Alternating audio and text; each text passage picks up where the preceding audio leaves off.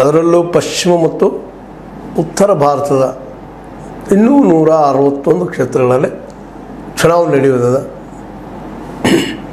ಈ ಹಂತದಲ್ಲೇ ಈ 161 ಕ್ಷೇತ್ರಗಳಲ್ಲಿ ಈಗಾಗಲೇ 381 ಕ್ಷೇತ್ರಗಳು ತಮ್ಮ ಗಂಟು ಮೂಟೆಯನ್ನು ಕಟ್ಟಿಕೊಂಡು EVMದಲ್ಲೇ ತಮ್ಮ ಭವಿಷ್ಯವನ್ನು ಭದ್ರ ಮಾಡಿಟ್ಬಿಟ್ಟಿದ್ದಾವೆ. ಈಗ ಉಳಿದಿದ್ದು ಮುಂಬೈ ಅಂದರೆ ಮಹಾರಾಷ್ಟ್ರ ಜೊತೆಗೆ ಬಿಹಾರ್, ಉತ್ತರ ಪ್ರದೇಶ್, ಹಿಮಾಚಲ್ ಪ್ರದೇಶ್, ಕಾಶ್ಮೀರ್, ಹರಿಯಾಣ ಈ ಮುಂತಾದ ರಾಜ್ಯಗಳಿದ್ದಾವೆ. ಇವುಗಳಲ್ಲಿ ಏನಾಗ್ಬೋದು? ಅದರಲ್ಲೂ ಮುಖ್ಯವಾಗಿ ಮಹಾರಾಷ್ಟ್ರ 48 ಇದ್ದಾವೆ, ಈಗಾಗಲೇ ಕೆಲವಷ್ಟು ಆಗಿದ್ದಾವೆ. ಅಲ್ಲಿ ಏನಾಗ್ಬೋದು? ಇದು ಭಾಳ ಮಹತ್ವದ ಇವತ್ತು ಮಹಾರಾಷ್ಟ್ರ. ಯಾಕಂದರೆ UP ಅಂದರೆ ಉತ್ತರ ಪ್ರದೇಶ, ಬಿಹಾರ್ ಇವೆರಡೂ ಬಿಟ್ಟರೆ ಬಿಹಾರ್ಗಿಂತಲೂ ಹೆಚ್ಚಿನ ಸೀಟುಗಳಿರೋದು ಮಹಾರಾಷ್ಟ್ರದಲ್ಲಿ 48. ಈ 48 ಕ್ಷೇತ್ರಗಳು, ಅದರಲ್ಲಿ ಈ ಕ್ಷೇತ್ರಗಳಲ್ಲಿ 23 BJPಗರು ಗೆಲ್ತಾ ಬಂದ್ರೆ 2014 ಮತ್ತು 19ರಲ್ಲೇ ಈ ನಮ್ಮ ಶಿವಸೇನೆಯವರವರು 19-20 ಸೀಟುಗಳನ್ನ ಗೆಲ್ತಾ ಬಂದಿದ್ದಾರೆ. ಇಬ್ಬರು ಸಮಾನವಾಗಿದ್ದಾರೆ. ಆ ವಿಷಯದಲ್ಲಿ ಹೆಚ್ಚು ಕಡಿಮೆ ಒಂದು 4 ಸೀಟ್ ಇರ್ಬೋದು. ಈ ಸಲ ಏನಾಗ್ಬೋದು? ಯಾಕೆಂದರೆ ಇವತ್ತು ಶಿವಸೇನಾ ಮತ್ತು BJP ನಡಕ ದೊಡ್ಡ ಅಂತರ ಮೂಡಿಬಿಟ್ಟದ್ರಿ. ಎಷ್ಟು ದೊಡ್ಡದು ಅಂದ್ರೆ ಇನ್ನು ಕೂಡಿಸ್ಲಿಕ್ಕೆ ಸಾಧ್ಯ ಇಲ್ಲ ಏನೋ ಅಂತ. ಅದರ ಭವಿಷ್ಯದಲ್ಲಿ ಯಾರು ಬಲ್ಲರು, ಯಾರಾದರೂ ನಂಬ್ತಿದ್ರ?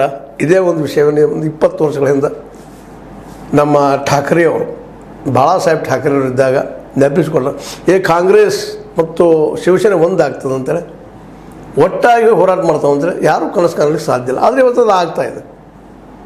ಯಾಕಂದರೆ ಅದು ಸಂಪೂರ್ಣ ಹಿಂದುತ್ವದ ನೆಲೆಗಟ್ಟಿನಲ್ಲೇ ಕಟ್ಟಿದಂಥದ್ದು ಮತ್ತು ಪ್ರಾದೇಶಿಕತೆ ನೆಲೆಗಟ್ಟಿನಲ್ಲೇ ಮರಾಠಿ ಮಾಣೂಸ್ ನೆಲೆಗಟ್ಟಿನಲ್ಲಿ ಶಿವಸೇನೆ ಕಟ್ಟಿದಂಥದ್ದು.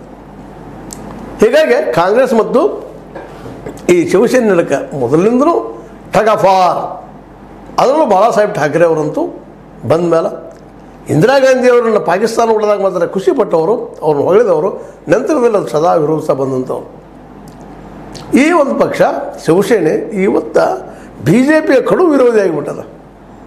ಅಷ್ಟೇ ಅಲ್ಲ, ನಮ್ಮ ಶಾ ಮತ್ತು ಮೋದಿಯವರ ವಿರೋಧವಾಗಿ ಪೂರ್ಣ ಪ್ರಮಾಣದ ಹೋರಾಟವನ್ನು ನಡೆಸಿದಲ್ಲ. ಈ ಸಲ ಯಾವುದೇ ಹಂತಕ್ಕೆ ಹೋದರೂ ಸಹಿತ ಬಿಟ್ಟು ಕೊಡೋ ಹಾಗಿಲ್ಲ ಮುಂಬೈಯನ್ನು, ಜೊತೆಗೆ ಮಹಾರಾಷ್ಟ್ರನ್ನ ಅಂತ. ಮುಂಬೈಯಲ್ಲಂತೂ ಶಿವಸೇನೆಯ ದಬದಬ ಪ್ರಭಾವ ಭಾಳಷ್ಟಲ್ಲ.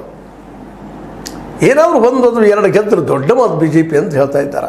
ಯಾಕಂದರೆ ಪಿಯೂಷ್ ಗೋಯಲ್ ಅವ್ರು ಗೆಲ್ಲಬಹುದು ಅಂತ ಆಶೆ ಮಾಡ್ತಾ ಇದ್ದಾರೆ BJP ಅವರು. ಅಲ್ಲೂ ಸುಲಭಿಲ್ಲ ಅಂತೇಳಿ ಹೇಳ್ತಾ ಇದ್ದಾರೆ. ಯಾಕಂದರೆ ಇವತ್ತು ಉದ್ಧವ್ ಠಾಕ್ರೆ ಅವರ ಒಂದು ವಾದ, ಅವ್ರ ಮಾತು ನೋಡಿದರೆ ಒಂದೆರಡು ನಿಮ್ಮ ಮುಂದೆ ಅವ್ರು ಮಾತಾಡಿದಂಥ झलकಗಳನ್ನು ಬಿಡ್ತಾ ಇದ್ದೀನಿ.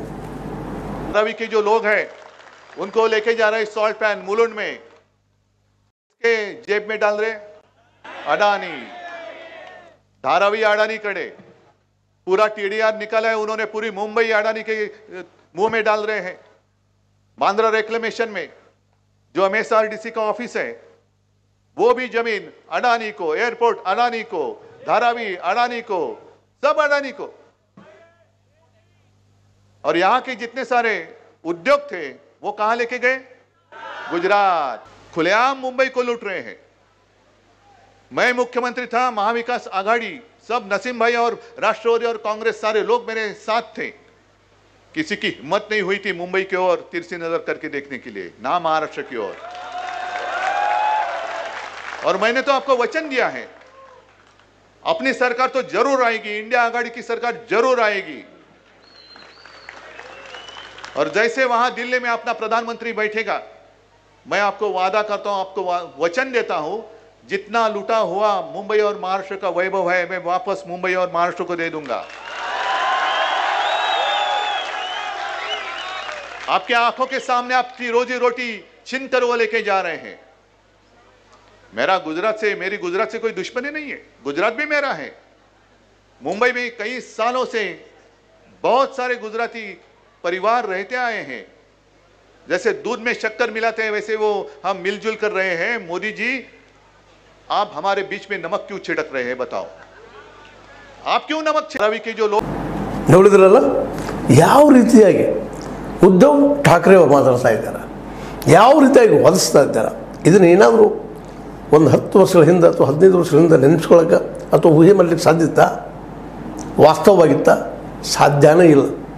ಇವತ್ತು ಅದಾನಿಯವರ ಮೇಲೆ, ಅಂಬಾನಿಯವರ ಮೇಲೆ ನೇರ ಅಟ್ಯಾಕ್, ಗುಜರಾತ್ ಮೇಲೆ ನೇರವಾಗಿ ಅಟ್ಯಾಕ್. ನಾವು ಗುಜರಾತಿಗಳ ವಿರೋಧಿ ಅಲ್ಲ, ಆದರೆ ಗುಜರಾತದ ನಾಯಕರ ವಿರೋಧಿಗಳು. ಮೋದಿ ಮತ್ತು ಶಾ ಅವರನ್ನು ಟಾರ್ಗೆಟ್ ಮಾಡ್ತಾ ಅದಾನಿ ಅವ್ರ ಮೇಲೆ ಅಟ್ಯಾಕ್ ಮಾಡ್ತಾ ಇದ್ದಾರೆ. ಧಾರಾವಿ ಯಾರಿಗೂ ಗೊತ್ತಿಲ್ಲ, ಏಷ್ಯಾದ